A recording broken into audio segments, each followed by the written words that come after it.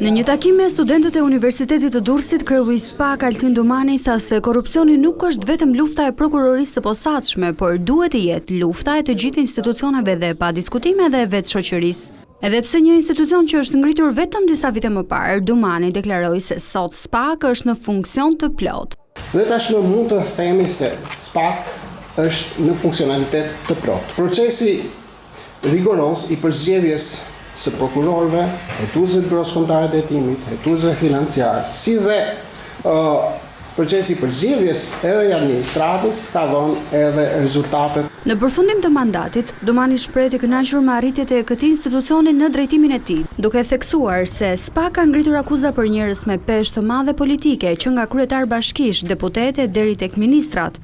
Nga ky numër zyrtarësh të nivelit të lartë, nivelit mesëm, nivelit të ulët, më shumë se 50% e tyre tashmë janë në një vendim fajësie të formës së prerë.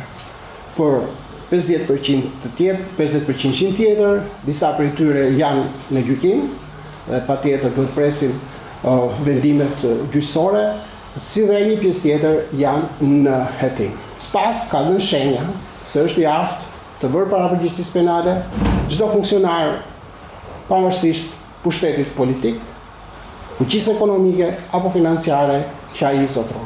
Altin Domani ditën e martë javës së ardhshme do t'ia dorëzojë stafetën Klodian Brahos, që për 3 vitet e ardhshme do të drejtojë strukturën e posaçme kundër korrupsionit dhe krimit të organizuar.